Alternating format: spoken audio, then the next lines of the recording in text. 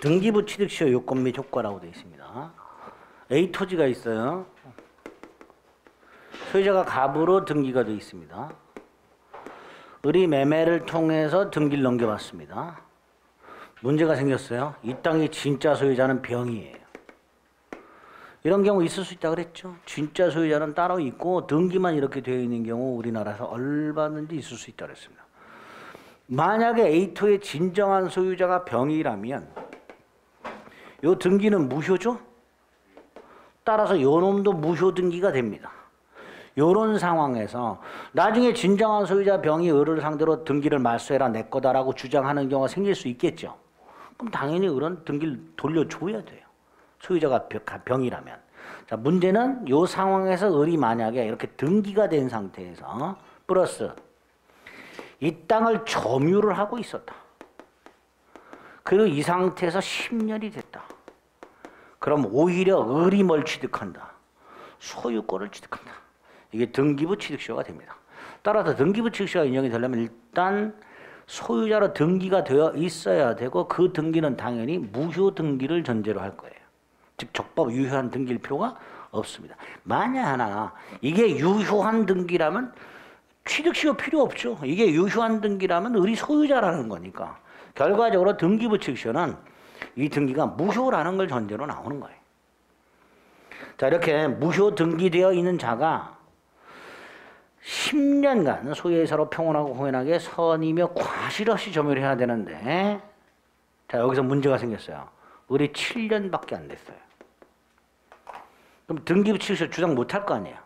근데 다행히 갑도 등기하고 있었고 점유하고 있었는데 갑의 등기 점유가 3년이야.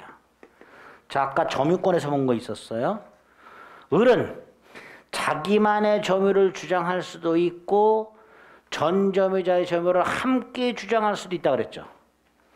즉 전 점유자의 점유를 병합할 수 있죠. 병합하면 요것도 승계를 하겠죠.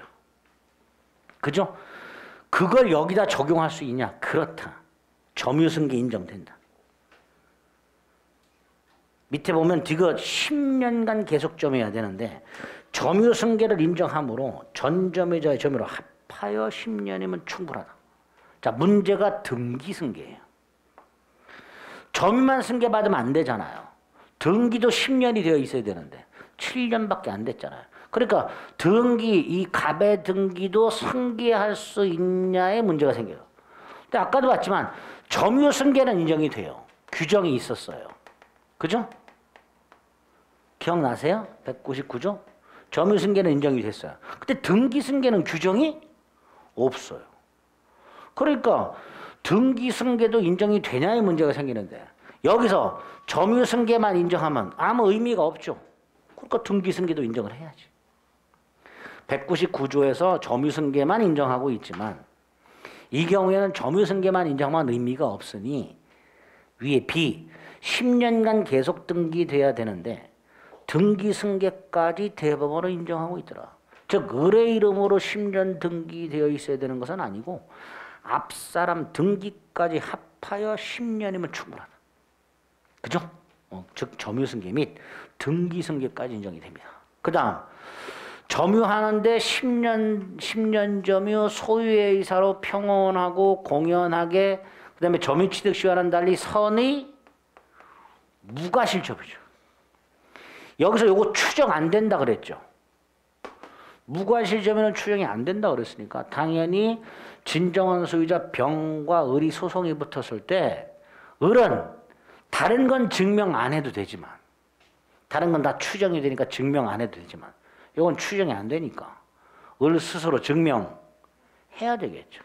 또 이 선의 무과실은 선의 무과실로 점유를 하라는 걸 의미하는 것이고 선의 무과실로 등기하라는 의미가 아닙니다. 즉 선의 무과실은 점유를 수식하는 거지 등기를 수식하는 게 아니에요. 당연하죠. 조문이 그렇게 돼 있잖아요. 선이며 과실 없이 점유라고 돼 있지 선이며 과실 없이 등기한 자 이렇게 안 돼 있단 말이에요.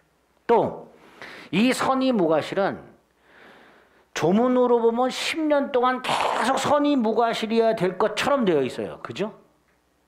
등기하고 10년간 소유자로 등기한 자가 10년간 소유의사로 평온하고 공연하게 선이며 과실 없이라고 돼 있으니까 10년 동안 계속 선이 무과실이어야 되는 것처럼 규정이 되어 있지만 우리 대법원은 10년간 계속 선이 무과실일 필요가 없다. 점유를 개시할 때, 을이 이 땅에 점유를 개시할 때 그때만 선이 무과실이면 충분하다. 뭐 이런 것들을 판례가 요건으로 설명하고 있습니다. 니은 A, B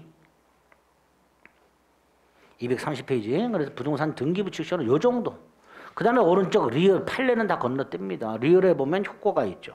이미 소유권 등기가 되어 있으니까 요건 갖추면 점유취득시효와는 달리 바로 소유권을 취득하겠죠. 자, 이때 소유권을 취득하는데 언제 취득하느냐? 247조. 점유를 개시한 때로 소급해서 소유권을 취득한다. 갑소유 땅을 을이 점유를 개시하고 20년 시효가 완성된 후에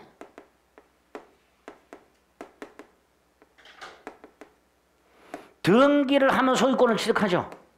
그죠? 등기를 하면 소유권을 취득하는데 이때 언제부터 취득하냐의 문제가 생긴다. 원래는 등기한 때부터 소유권을 취득해야 되죠. 그죠? 그런데 247조에서 점유를 개시한 때 소급한다. 소유권 취득의 효력은 점유를 개시한 때로 소급하도록 하고 있습니다. 다시 말해서 그런 요때부터 소유자였던 거예요. 이때부터. 그죠? 그러면 문제가 하나 생기죠. 갑이 그동안 냈던 세금은 어떻게 하느냐. 그죠? 과세관청에 대해서는 소급표 주장 못한다. 소급표를 제한하고 있게 됩니다. 과세관청에 대해서는 소급표 주장 못한다. 그래서 관련 판례 1번 제3자인 과세관청과의 관계에서까지 소급표가 인정되는 것은 아니다. 갑은 2번 억울하죠.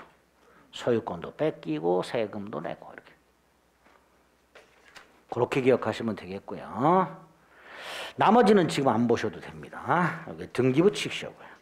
232페이지 하단에 보면 동산소유권 취득시효가 있습니다. 246조. 동산소유권 취득시효는 5년짜리가 있고 10년짜리가 있어요. 뭐 그렇게만 구별하실 수 있으면 돼요. 10년 점유하는 게 있고 5년 점유하는 게 있다. 차이는 뭐냐? 선의 무과실이 있냐 없냐. 10년은 선의 무과실이 없어요. 반면 5년은 선의 무과실이 추가가 됩니다. 그렇게만 동산소유권 취득시효로 확인하시면 됩니다. 자, 여기까지가 취득시효고요. 자, 우리는 지금 법률 규정에 의한 소유권 취득을 보고 있으면 그중에 제일 중요한 취득시효를 봤고요. 나머지 조문만 간단히 보면 돼요. 233페이지에 보면 선점, 습득, 발견에 의한 소유권 취득이라고 각각 앞에 무주물 선점, 유실물 습득, 매장물 발견이 들어가게 됩니다. 첫째, 무주물이라는 건 주인이 없는 물건을 말하죠. 둘로 나눕니다. 무주의 부동산과 무주의 동산으로 나눠서 무주의 동산만 소유의 의사로 점유한 자가 소유권을 취득하도록 되어 있고요. 무주의 부동산은 국유로 하고 있습니다. 그것만 기억하십니다. 그것만. 무주의 동산만 소유의 의사로 점유한 자가 소유권을 취득하고 무주의 부동 또 혹시라도 이 무주를 전라도 무주로 생각하시면 안 되고요. 주인이 없는 부동산을 말합니다.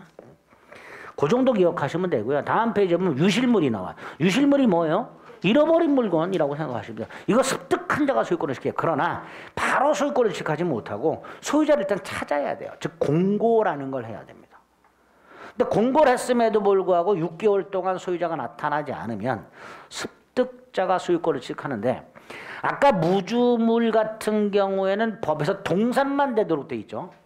근데 유실물은 굳이 부동산 동산은 나눌 필요가 없어요. 동산만 돼요. 성질상. 나 땅을 잃어버렸어. 이런 거 있을 수 없단 말이죠. 그러니까 당연히 유실물 습득은 동산에만 하나겠죠. 공고하고 6개월 그것만 기억하시면 되고요. 나머지는 안 보셔도 됩니다. 반면 오른쪽에 보면 매장물이 나왔어요. 매장물이라는 건 어디에 묻혀있는 물건이죠. 그죠? 자, 이때 첫째 매장물은 얼핏 생각하면 동산만 될 것 같지만 부동산도 된답니다. 얼핏 생각하면 매장된 부동산이 뭐가 있을까? 생각하기 어렵죠? 그래서 학자들이 만들어 온 강학상 예가 있어요. 실제로 현실적으로 있는 예는 아니고 학자들이 공부하는 사람들의 이해를 돕고자 예를 만들어 놓은 게 그걸 강학상 예라고 하는데 맨날 예를 드는 게 뭐냐. 땅 파다 나온 고대 건축물. 뭐 이걸 예를 들어. 얼핏 생각하면 무주물일 것 같죠. 그죠? 근데 그 땅 파다 나온 고대 건축물도 상속이 있을 수 있단 말이죠. 그러니까 첫째 매작물은 동산만이 아니라 부동산도 된다. 두 번째 이것도 공고를 해야 돼요. 무주물은 아니니까. 그리고 유실물과는 달리 공고기간이 1년입니다. 세 번째 무주물 선점이나 유실물 습득은 어찌됐건 점유를 해야 돼요. 근데 이 매작물은 발견만 하면 돼요. 점유가 필요 없어요. 또 하나의 문제가 뭐죠? 갑소의 땅을 포커니로 파다가 을이 발견했어. 그럼 발견자하고 토지 소유자가 쌈박질하겠죠. 싸우지 마, 사이좋게 반반씩 나눠 가죠. 그런 것들이 매작물에 나오게 됩니다. 그래서 매작물, 부동산, 동산, 물문, 동그라미의 기억이 비, 니은 발견만 하면 돼. 디귿 1년 공고해야 돼. 동그라미 3번의 기억, 발견자가 소유권을 취득하는데 다만 남의 물건에서 발견했을 때 그 매작물이 있던 물건 소유자와 발견자가 사이좋게 반반씩 나눠 가져라. 절반씩 취득하게 됩니다. 그 정도 확인하시면 되고요. 자, 마지막에 첨부라는 제도가 나와 있습니다. 첨부라는 제도는 기존 물건, 구물건 소멸해. 그리고 새 물건이 만들어져. 기존 물건이 소멸했으니까 기존 물건에 관한 소유권 등 권리는 소멸하죠. 그리고 새로운 물건의 소유권자가 나타날 거예요. 그죠? 이걸 규정해 놓은 걸 첨부를 한다. 기존 물건이 소멸하면서 동시에 새로운 물건이 만들어졌다. 그럼 기존 물건에 관한 권리는 소멸하고 새로운 물건에 관한 소유권자가 나타날 텐데 이 새 물건의 소유권을 누가 취득하느냐를 규정해 놓은 게 첨부입니다. 두 번째, 이 새로운 물건이 만들어지는 방법. 기존 물건이 사라지고 새로운 물건이 만들어지는 방법이 세 가지예요. 그게 부합이고 혼화고 가공입니다. 부합, 혼화, 가공. 먼저 부합은 소유자가 다른 두 개의 물건이 합체가 되는 걸 말합니다. 합체. 한 몸이 돼버린 거예요. 혼화는 섞이는 거 말이에요. 섞이는. 가공은 갑소유 물건에 을이 노동력을 투입해. 그걸 노력이라고 합니다. 노력을 들여가지고 새로운 물건을 만들어내는 걸 가공이라 합니다. 자, 여기서 섞이거나 가공하는 것은 당연히 성질상 동산만 됩니다. 동산. 부동산끼리 섞이는 거 있을 수 없죠. 동산과 동산이 섞인단 말이에요. 갑이 쌀 한 가마니를 갖고 있어. 갑이. 을이 잡곡, 갑이 10kg짜리 쌀 한 가마니가 있고 을이 10kg짜리 잡곡을 갖고 있어. 이걸 20kg 풋에다 섞었어. 그게 혼화. 그게 누구 거냐? 에 문제가 생기죠. 갑과 을이 합의하면 되고 합의가 안 될 때 문제가 생기죠. 그걸 규정한 게 혼화고요. 가공은 갑이 갖고 있는 유자 한 박스가 있어. 을이 이걸 블렌더로 갈아가지고 유자청, 설탕도 섞고 뭐 해가지고 유자청 10병을 만들었어. 이게 가공. 당연히 가공도 동산만 해당이 될 겁니다. 그래서 이 혼화하고 가공은 간단히 누가 소유권을 취득하는가만 나중에 조문을 통해서 확인하시면 돼요. 문제가 요 놈입니다. 부합. 부합은 부동산에 물건이 합체되는 게 있고 동산끼리 합체되는 게 있어요. 당연히 우리 시험 범위에서 중요한 게 뭐예요? 이거죠. 오늘 부동산 중개업을 할 거니까. 나머지는 조문만 기억하시면 되고요. 나중에. 요 부동산 A 부합이 문제입니다. 자, 부동산 A 부합만 볼게요. 236페이지. 부합. 소유자를 달리하는 수개의 물건이 결합하여 한 개의 물건이 되는 것을 말하는데 동그라미 2번 부동산 A 부합이 있다. 256조. 부동산 소유자는 부동산에 부합한 물건의 소유권을 취득한다. 단 타인의 권원에 의하여라고 되어 있는데 권원에 의하여란 바꾸세요. 정당하게라. 정당하게라고 바꾸시면 되고요. 부속된 것이라고 되어 있습니다. 독립한 것이라고 생각하시면 독립. 아까 부합은 하나가 된다 그랬죠. 반대가 부속이야. 붙이긴 붙였는데 별개의 물건이야. 그걸 부속이라고 하게 됩니다. 자, 그럼 먼저 원칙. 갑소유 땅에 을이 나무를 갖다 심었다. 이 을의 나무가 누구 거냐? 누구 거? 갑소유. 예? 을이 나무를 심어도 갑소유. 부동산에 부합한 물건을 부동산 소유자가 소유권을 지간다. 갑소유 건물에 을이 증축을 했다. 증축 부분 누구 소유? 기존 건물 갑소유. 기존에 있던 부동산에 증축을 한 거니까. 이게 원칙이란 말이죠. 설령 부합되는 물건의 가격이 기존 부동산 가격을 현저히 초과하더라도 기존 건물은 2층, 증축은 5층.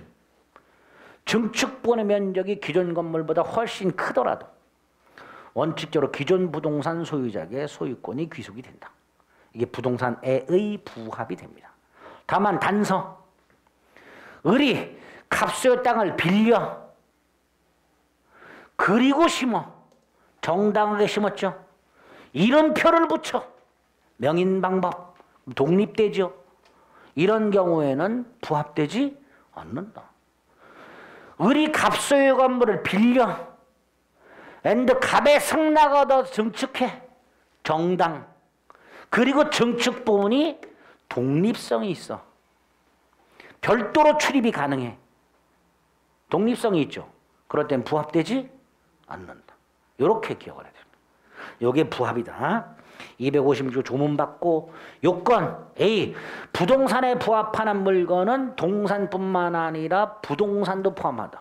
즉 부동산에 부동산이 부합할 수 있다. 어떤 경우냐? 증축.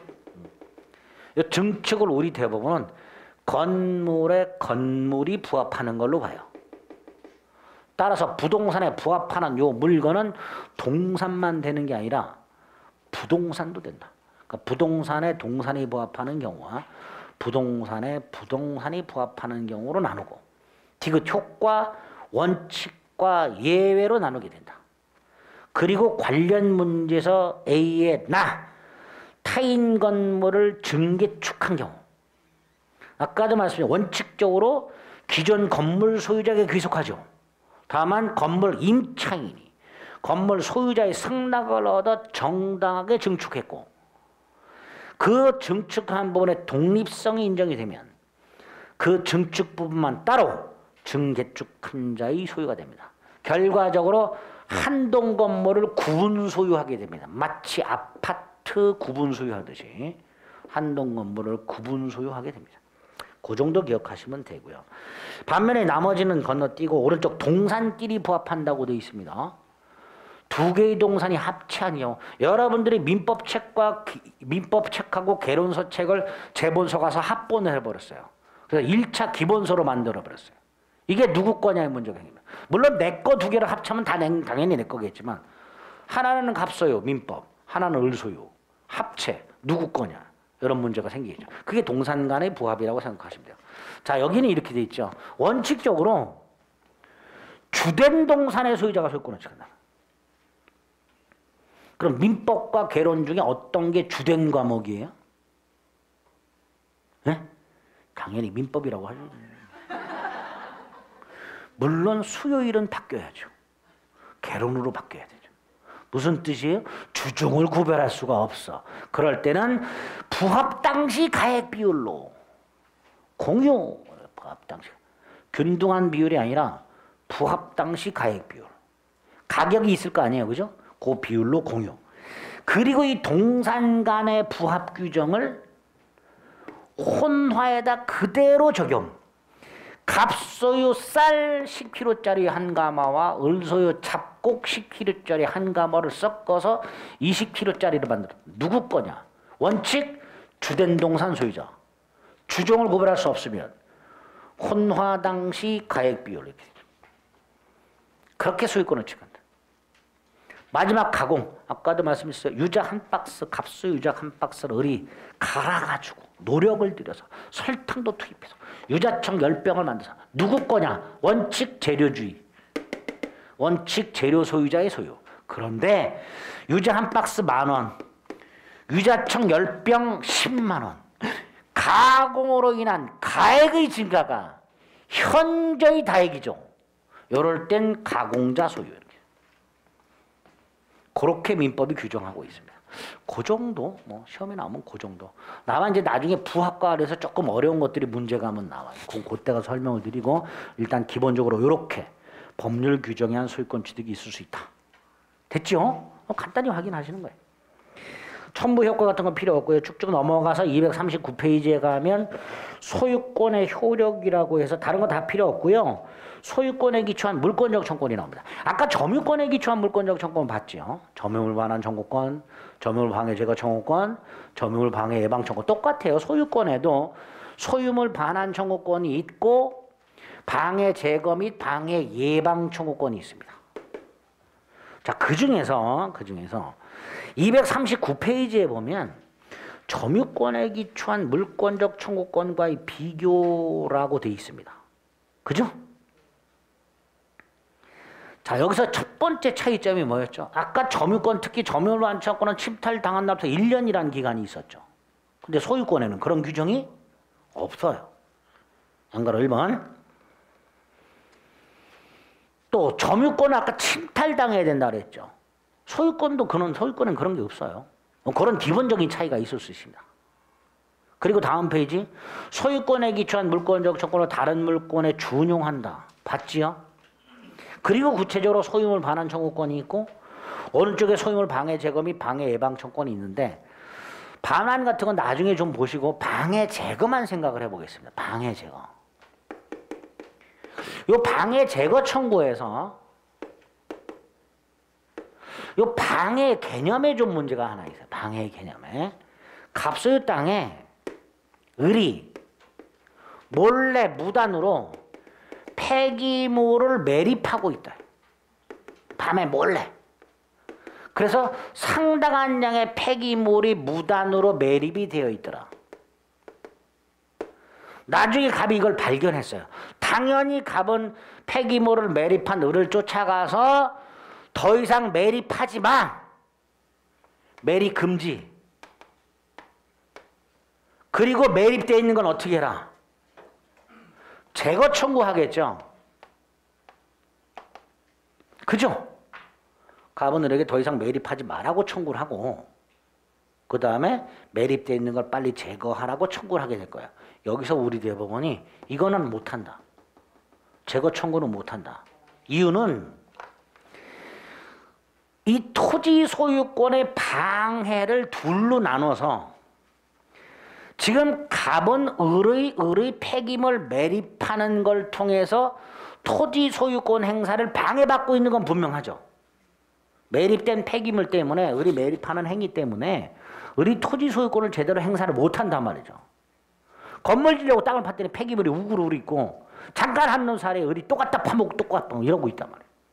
자, 여기서 을이 폐기물을 무단으로 매립하는 행위를 우리 대법원은 방해 원인이라고. 방해 원인. 그리고 이미 매립되어 있는 폐기물을 방해의 결과라고 해요. 그리고 방해 제거 청구에서 말하는 방해란 방해 원인 제거만을 말한다. 방해 결과 제거를 말하는 게 아니다. 이 방해 결과 제거는 손해배상의 영역이다. 잘 생각해 보세요. 갑이 을을 발견해서도 방해하지 마. 더 이상 매립하지 마. 을은 매립 안 하겠죠.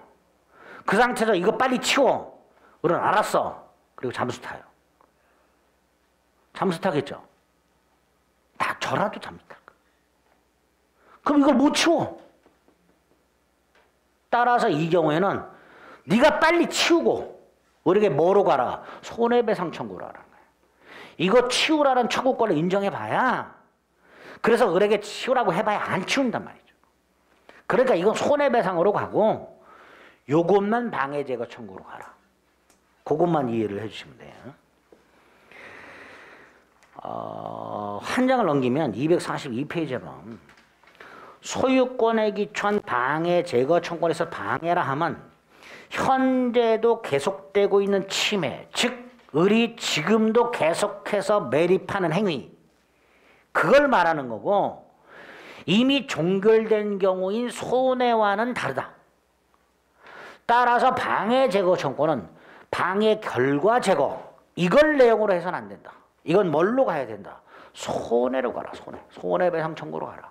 그래서 방해 제거 청구에서 말하는 방해란 현재도 계속되고 있는 방해 원인을 말한다. 즉 을이 현재도 몰래 매립하고 있는 행위, 그게 방해다. 따라서 방해 제거 청구는 그 방해 원인 제거 청구를 말하는 것이지 방해 결과 제거 청구를 말하는 게 아니다. 이렇게 판결. 그게 이제 좀 조심을 해야 되는 내용입니다.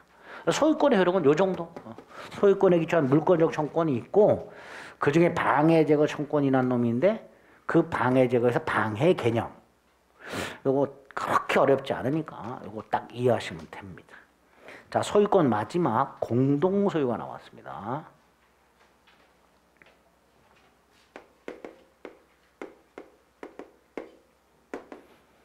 공동 소유권까지 보면 소유권이 끝나고 소유권 끝나고 난 다음에 용익물권, 담보물권이 나오는데 용익물권, 담보물권은 거의 개념 정도만 잡을 거예요. 지금 기본 가서 그 이런 것처럼 조금 더 자세히 봤다가 머리 깨집니다. 공동 소유까지는 좀 보고. 자, 공동 소유란 일단 물건이 하나예요. 그럼 소유권이 몇 개일까요? 당연히 하나겠죠. 일물 일권. 그죠?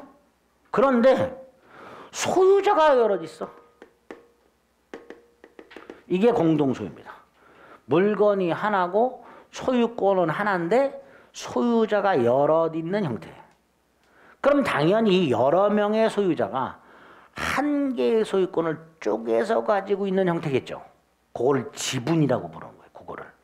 어쨌든 공동소유란 하나의 물건, 하나의 소유권, 수인의 소유자를 말하고 그 다음 이 사람들 땅이 하나 있습니다.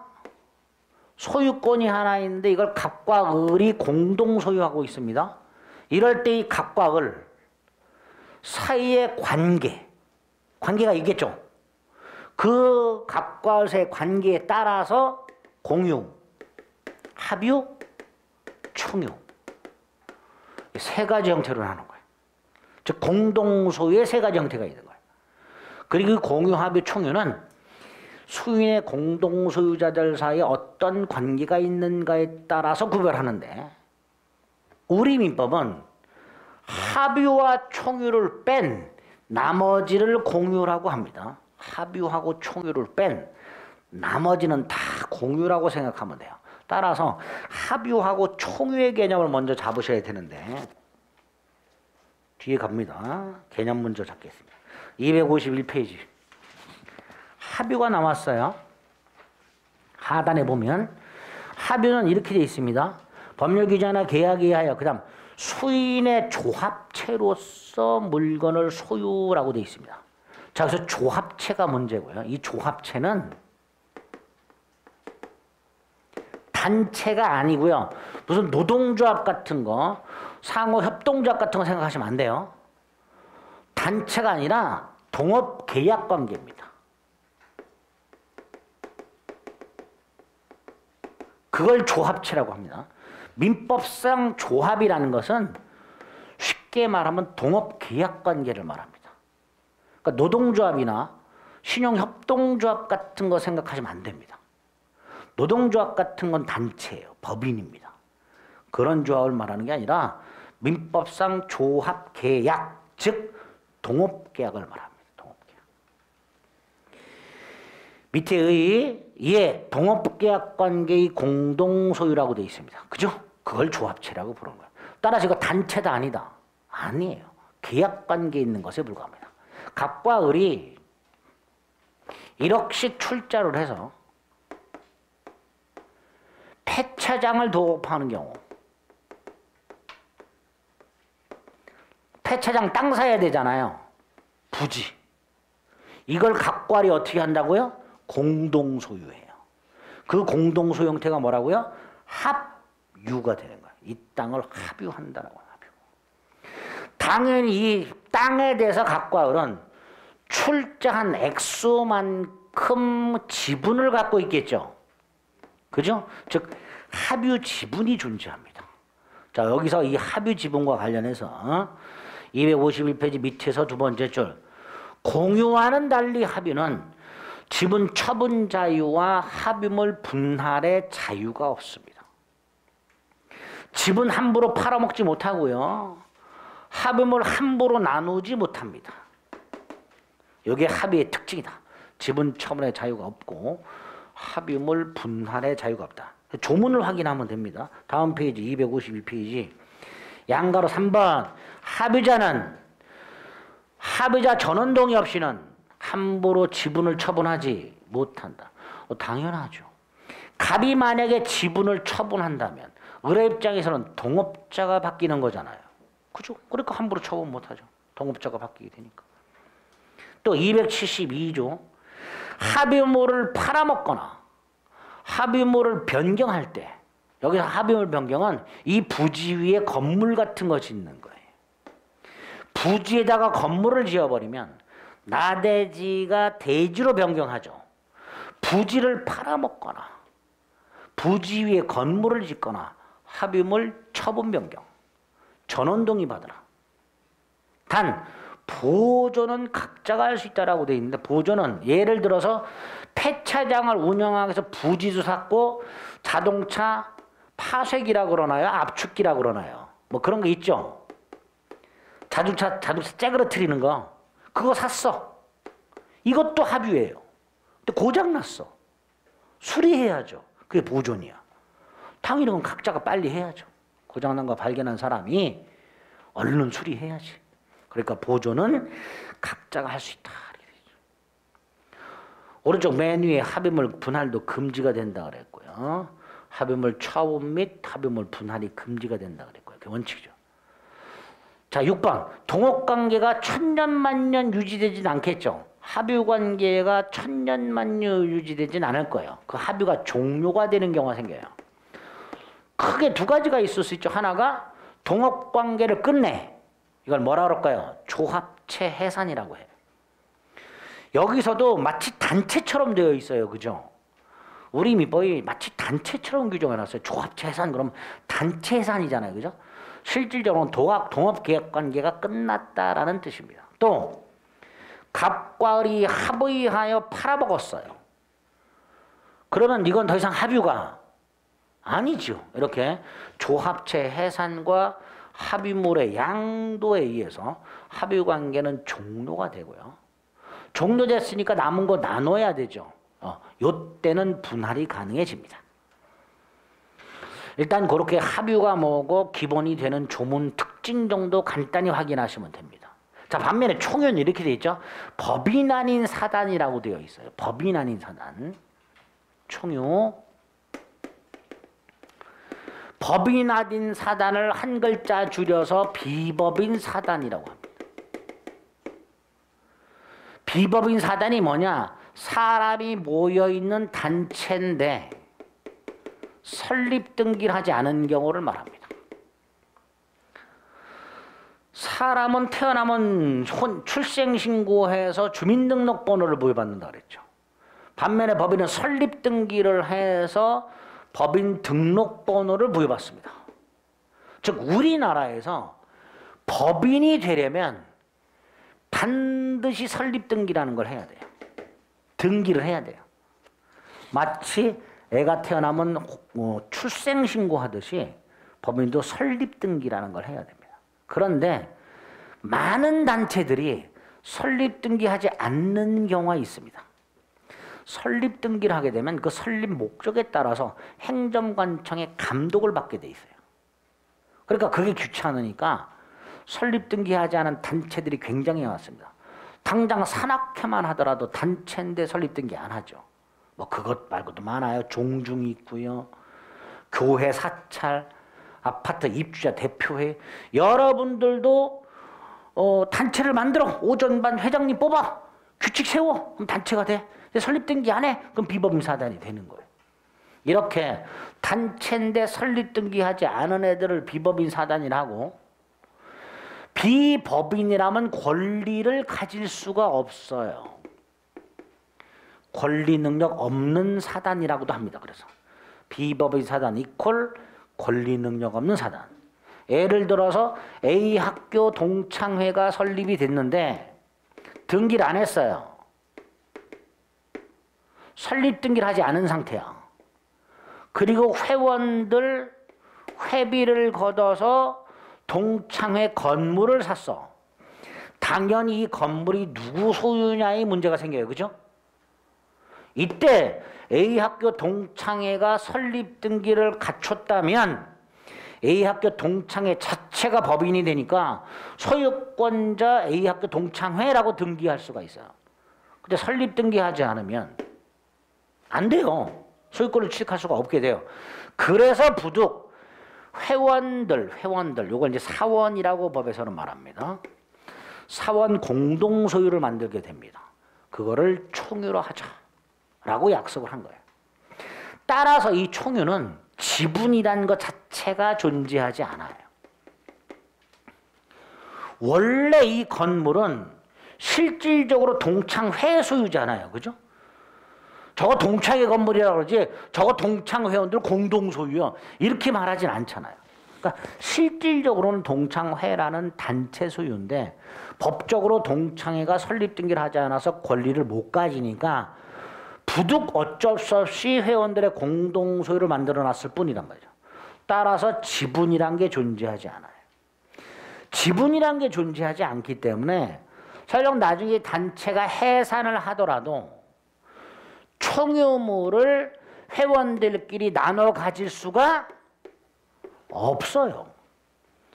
나눠 가진다는 건 지분 비율로 나눠 가지는 건데 총유는 지분이란 것 자체가 없기 때문에 총유물 분할이란 것도 있을 수 없게 됩니다. 그게 총유의 특징이다. 조문이 있고 성질이 있죠. 성질의 동그라미 1번 지분이란 게 없고 분할도 청구를 못한다. 이렇게 되죠.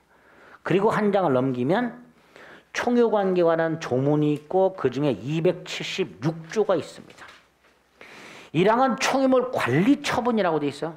자, 이거 건물, 총유물. 처분은 팔아먹는 거죠. 관리는 뭐냐? 보존, 수선, 이용, 임대, 개량, 리모델링. 보존은 수리하는 거, 고장났을 때. 이용은 임대해서 수익을 내는 거. 개량은 리모델링을 해서 건물의 가격을 올리는 거. 싸잡아서 뭘 한다? 관리. 이렇게 총유물의 관리나 처분은 어떻게 해라? 총회결의를 거쳐라. 반면에 이 총유물, 사용수익은 당연히 각 사원이 할 수 있죠. 동창회원 중에 하나가 동창회 건물에서 자식 결혼식을 하려고 해. 그럼 동창회 건물을 사용해야 되잖아요. 각자 해야지. 총회결의를 거쳐야 돼? 아니지. 정관에 정해놨겠죠. 그래서 총유물 사용수익은 각 사원이 사용수익을 하되 정관 기타 규약에 따라 할 수 있도록 해놨습니다. 그걸 총유를 한다. 그 정도만 기억하시면 돼요. 총유는. 자, 문제가 공유죠. 자, 동업관계의 공동소유나 설립등기하지 않은 비법인 사단 구성원 공동소유를 제외한 동업관계도 아니고 단체 구성원도 아닌 아무런 인적관계가 없는, 아무런 법적 결합관계가 없는 자들 사이의 공동소유를 공유로 한다. 그래서 공유는 개념 자체도 단순해요. 243페이지로 가면 공유라고 해서 그냥 단순히 물건이 지분에 의하여 수인의 소유로 된 때라고만 되어 있습니다. 이 사람들 사이에 무슨 조합체, 즉 동업관계도 없고 단체 구성원도 아니고. 그래서 공유가 가장 개인주의적인 소유 형태입니다. 가장. 자, 동그라미 1번. 공유란 물건이 한 개의 소유권이 불량적으로 분할되어 이걸 지분이라고, 수인에게 속하는 공동소 형태를 말하며 그 수인 간에 아무런 인적 결합이 없는 걸 말해요. 대표 중에 뭐가 있을까요? 상속재산. 갑이 사망을 했다. 아들 을병이 상속을 받았다. 이때 상속인들인 을과 병은 동업계약 관계도 아니고 단체 구성원도 아니다. 그러니까 뭐다? 공유가 된다. 자, 이때 공유는 합유나 총유와는 다른 근본적인 차이점이 있습니다. 얘네들 공유하고 싶어서 공유한 거예요? 아니잖아요. 그러니까 공유는 당사자들이 언제든지 공유관계를 해소할 수 있는 자유 두 개를 줍니다. 자유 두 개. 하나가 지분 처분 자유고요. 또 하나가 공유물 분할의 자유입니다. 언제든지 공유관계를 해소할 수 있는 자유 두 개. 지분 처분의 자유와 공유물 분할의 자유가 인정이 됩니다. 자, 그 중에서 먼저 지분을 봅니다. 3번의 공유 지분. 소유 비율을 말하는데 262조 암기합니다. 지분 비율이 불분명하면 균등한 걸로 당연히 추정하겠죠. 지분 균등 추정이고요. 다음 페이지 지분의 내용 262조. 공유자는 지분을 처분할 수 있고, 아까 합유는 어땠어요? 합유자의 동의 없이는 처분하지 못한다고 그랬죠. 그러니까 동의가 있어야 처분하잖아. 근데 여기는 그런 제한이 있어요, 없어요? 없어. 그냥 처분할 수 있어. 이게 지분 처분의 자유예요. 그 다음 공유물 전부를 지분 비율로 사용수익이라고 되어 있습니다. 그죠? 여기서 전부를 사용수익하는 거고요. 지분 비율로 사용수익하는 거예요. 여기서 지분 비율로 사용수익한다는 건 독점하지 말아라 라는 뜻입니다. 단순히. 독점하지 말아라 이런 뜻이에요. 이거 착각하시는 분들이 있는데 100평짜리 땅이 있어요. 갑이 2분의 1 지분이 있고요. 을이 2분의 1 지분이 있습니다. 각각 50평씩 사용할 수 있을까요? 없을까요? 각각 50평씩. 그걸 말하는 게 아닙니다. 공유물 전부를 지분 비율로 사용수익한다는 건 100평짜리 땅을 지분 비율로 50평씩 사용수익한다는 게 아니에요. 그게 아니고 갑도 을도 100평 전부를 사용수익할 수 있어요. 갑도 100평 전부를, 을도 100평 전부를 사용수익할 수 있는데, 다만 지분 비율로라는 말은 독점 사용하지 말아라라는 뜻이에요. 그래서 예를 들어서 갑이 1년을 사용했다면 을도 1년 사용. 그런 의미입니다. 그래서 공유자의 지분은 공유물 전부에 효력이 미친다 라고 말을 해요. 착각하시면 안 됩니다. 그래서 그 지분 비율로라는 말은 독점하지 말아라라는 의미로 이해하시면 됩니다. 그걸 해석해 놓은 게 니은의 A죠. 공유자는 다른 공유자의 동의 없이 지분을 자유롭게 처분할 수 있으며 디귿 공유물 전부를 사용수익하되 독점 사용할 수는 없다. 그래서 오른쪽 맨 위에 판례를 보세요. 공유물의 지분권자가 소수라고 되어 있습니다. 소수는 과반수의 반대 개념이에요. 과반수라는 건 반 초과를 말하죠. 그러니까 소수는 반수부터 소수가 되는 거예요. 얘도 소수예요. 얘도 소수고. 소수의 반대가 과반수입니다. 과반수라는 건 반수를, 절반을 초과하는 걸 말합니다. 그러니까 절반까지가 소수예요. 자, 이때 갑이 지멋대로 독점 사용해. 독점 사용 못한다고 그랬죠? 그러니까 그런 독점 사용 금지를 청구할 수 있는 거죠. 공유물의 소수지분권자 A가 다른 공유자와의 협의 없이 공유물의 전부 또는 일부를 독점하고 있다면 다른 소수지분권자는 세 번째 줄 방해 제거, 방해 금지 청구할 수 있다. 무슨 뜻이에요? 독점 사용하지 말아라. 청구할 수 있게 됩니다. 그 근거가 되는 게 263조가 됩니다. 됐죠? 그거 263조에서 기억하시고, 자, 오른쪽 밑으로 쭉 내려가면 지분의 탄력성이 나옵니다. 이 지분의 탄력성은 이런 거예요. 갑과 을이 공유하고 있었는데 갑이 사망을 해요. 그럼 이 지분은 어떻게 될까요? 갑이 사망하면 이 지분 상속이 됩니다. 갑의 상속이라는 게 상속이 돼요. 지분이 상속이 돼요. 그런데 갑이 상속인 없이 사망을 하거나 갑이 공유지분을 포기하는 경우가 있을 수 있죠. 그럴 때는 어떻게 되나? 다른 공유자에게 귀속이 되도록 하고 있습니다. 그게 267조입니다. 공유자가 상속인 없이 사망을 하거나 공유지분을 포기하게 되면 그 공유지분은 다른 공유자에게 귀속. 그러면 이 다른 공유자는 지분이 커지죠. 1에 가까워지죠. 요거를 지분의 탄력성이라고 부르자. 라고 이름을 붙인 거예요. 이걸 지분의 탄력성이라고 부릅니다. 267조. 그 다음에 다음 페이지 보면 공유물이 나왔어요. 지금까지는 지분에 관한 거고, 그 다음에 이 공유물에 관한 게 나오죠. 당연히 아까 공유물 사용수익이 있었어요. 그죠? 이거 어떻게 한다 그랬어요? 각자가 전부를 사용수익. 단 독점해서는 안 돼. 이게 있을 것이고. 두 번째가 관리가 나와요. 관리는 뭘까요? 보존, 이용, 쾌량. 각과 어리 건물을 공유하고 있어. 건물을 수선하거나 건물을 임대하거나 건물을 리모델링하는 경우 그게 관리죠. 어떻게 하라고 돼 있어요? 요거 조심해야 돼요. 공유자의 과반수가 아니라 공유자의 지분의 과반수로 결정하라고 돼 있습니다. 아주 조심하셔야 돼요. 공유자의 과반수가 아니라 공유자의 지분의 과반수. 그럼 보세요. 갑을병이 3분의 1의 지분을 가지고 공유하고 있는 건물을 정에게 임대하려고 해. 임대가 요거죠. 그럼 둘만 합의하면 돼요. 이때는 공유자의 과반수, 공유 지분의 과반수라고 말할 수 있죠. 그런데 갑이 3분의 2, 을이 6분의 1, 병이 6분의 1. 이때는 어때요? 둘이 합의해서 임대할 수 있어요, 없어요? 없죠. 공유자의 과반수는 되지만 지분의 과반수는 안 되죠. 안 돼요. 대신 얘는 어때요?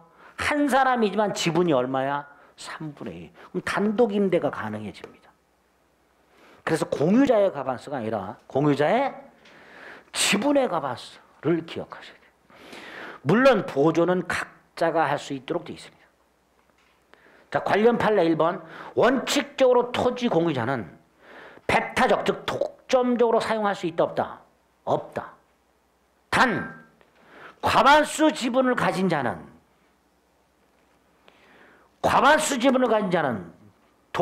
독자적으로 다른 공유자의 동의 없이 관리를 결정할 수 있죠. 그러니까 자기가 직접 사용수익을 결정할 수도 있고 제3자로 하여금 사용수익을 결정하게 할 수도 있게 됩니다.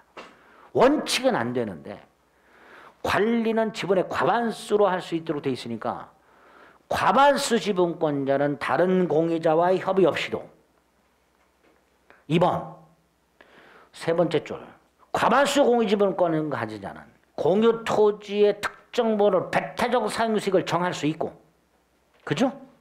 임대도 가능하다. 그거 기억하시면 됩니다. 1번이 원칙이 돼 예외 2번이 있을 수 있다. 오른쪽 264조. 이거는 합의하고 똑같아요. 공유물 갑과 을 병이 공유하고 있는 건물을 처분 전원동의 받아야 되고요. 공유 나대지에 건물을 지어 변경 역시 전원동의가 필요하다. 공유물 처분 변경은 전원동의 받아라. 사용식은 말씀드렸죠. 전부를 사용식하되 독점하지 말아라. 맨 밑에 부담은 세금 같은 거 지분 비율로. 갑을병이 공유하던 건물이 있어요. 3분의 2, 6분의 1, 6분의 1. 세금이 1년에 90만 원 나왔어. 갑이 60만 원, 을이 15만 원, 병이 15만 원씩 부담하라는 거예요. 지분 비율. 그런데 병이 1년 이상 납부를 안 해. 1년 이상 이 부담 의무를 이행하지 않아. 그럼 다른 공유자가 지분 팔아라. 상당한 가액으로 지분을 매수할 수 있다. 여기서 상당한 가액으로 지분을 매수할 수 있다는 건 상당한 돈을 제공하고 지분을 팔아라 청구하게 되는 건데 이거 일방적인 겁니다. 상당한 가격으로 집은 매수할 수 있다라는 말은 상당한 가격을 주고 일방적으로 매수할 수 있다라는 뜻이에요. 그게 266조가 됩니다. 1항과 2항. 조문 확인하는 거예요. 조문. 조문이 기본입니다. 자, 이제 마지막이 공유물 분할이죠. 아까 공유는 자유가 두 개가 있다 그랬어요. 지분 처분의 자유와 분할의 자유. 갑을병이 공유하던 땅이 있다. 갑은 공유가 지겨워졌다. 나눠야 되죠. 을벽을 상대로 분할하자고 청구했다. 그런데 을벽은 분할을 원하지 않는다. 그럴 수 있죠. 이때 을병이 거절할 수 있는가? 있다 없다? 못한다. 공유자 중 한 사람이 분할을 청구하면 분할해야 된다. 그래서 이 공유물 분할 청구도 일방적인 거예요. 우리 대법원도 공유자 중 1인이 분할을 청구하게 되면 공유자 전원은 분할을 거절 못하고 분할 협의에 응할 의무가 생긴다. 만에 하나 갑이 분할을 청구했을 때 을병이 거절할 수 있다면 분할의 자유는 없는 거예요. 그죠? 따라서 분할의 자유가 있다는 건 분할 청구에서 다른 공유자들은 거절을 못한다는 거예요. 그게 268조죠. 공유자는 공유물 분할을 청구할 수 있다. 물론 예외는 있습니다만 예외는 지금 생각하지 마시고, 자, 일단 오른쪽에 보면 기억, 분할 청구로부터 시작하죠. 법률 규정이나 당사자 간의 특약으로 분할이 금지되지 않는 한 각 공유자는 언제든지 일방적으로 분할을 청구할 수 있고, 그죠? B, 공유물 분할의 자유가 있으므로 어느 공유자의 분할 청구가 있으면 설령 분할을 원하지 않는 공유자가 있어도 전원이 분할 협의를 해야 될 의무가 생긴다. 여기서 당연히 분할 협의는 분할할 것이냐 말 것이냐를 협의하는 게 아닙니다. 한쪽이 분할을 청구하면 일단 분할해야 돼. 따라서 분할 협의는 분할의 방법을 협의하는 거예요. 어떻게 분할할 것인가. 그 방법이 세 가지가 있죠. 현물 분할이 있죠. 땅을 나누는 거 현물 분할이죠. 대금 분할이 있습니다. 팔아서 돈을 나누는 걸 대금 분할이라고 합니다. 세 번째가 가격 배상이라고요. 공유자 중 한 사람이 단독 소유권을 취득하고 나머지 공유자의 지분을 돈으로 배상해 줄 수가 있습니다. 이걸 가격 배상이라고 합니다. 그러니까 분할 협의는 요 셋 중에 하나를 협의하는 거예요. 현물 분할할까? 팔아서 돈을 나눌까? 갑이 단독으로 소유권을 취득하고 을과 병에게 돈으로 배상해 줄까? 이걸 협의하는 거예요. 그런데 협의가 안 되는 경우가 있을 수 있죠. 그럴 때는 재판 분할로 가게 됩니다. 니은 협의 분할이 원칙이고 A 세 가지 방법이 있는데 밑으로 쭉 내려서 디귿 A, 협의가 이루어지지 않으면 부득 법원에 분할 청구 소송을 제기하게 될 겁니다.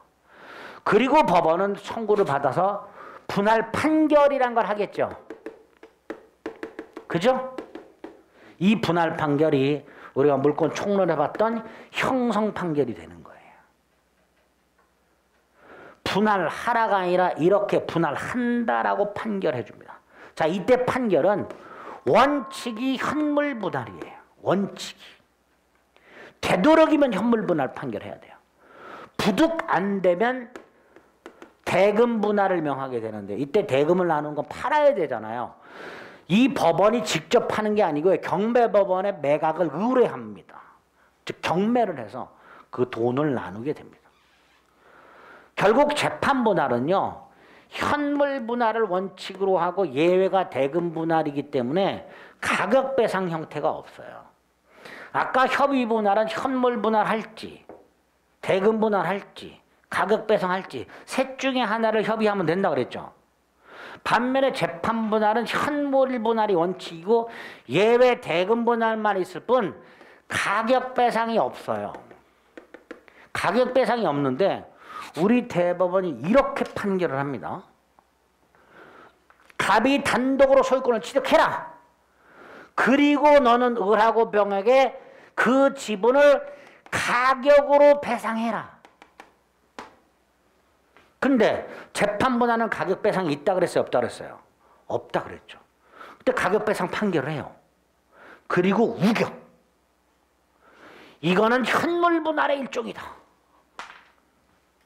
부득이 가격 배상 판결을 할 수밖에 없을 때는 법원에 의한 판결은 가격 배상 판결이 없기 때문에 대법원이 가격 배상 판결하면서 우겨. 뭐라고? 이거는 현물 분할의 일종이요. 라고 우기게 됩니다. 그게 디귿 재판에 의한 분할과 관련해서 B. 재판 분할은 현물 분할과 대금 분할이 있고 다음 B. C. 재판 분할은 가격 배상은 인정되지 않는다. 다만 우리 대법원은 가격 배상 판결을 하면서 뭐라고 우긴다? 현물 분할의 일종이다. 관련 판례 2번. 법원이 이렇게 판결하기도 합니다. 공유물을 공유자 중 1인의 단독 소유로 하되 다른 공유자의 지분을 가격으로 배상시키는 방법에 의한 분할. 또 뭐의 일종으로? 현물 분할의 일종으로 허용된다. 밑으로 내려가 분할의 효과. 분할을 하게 되면 보세요. 현물 분할 판결했어. 단독 소유권 취득하죠. 그죠? 언제부터? 그때부터 장래요. 그런데 상속재산만 분할만큼은 상속 개시시로 소급을 시킵니다. 상속재산 분할을 소급시키지 않으면 세금 2번 내야 돼요. 그러니까 부득 상속재산 분할만큼은 상속 개시시로 소급한다. 거기까지.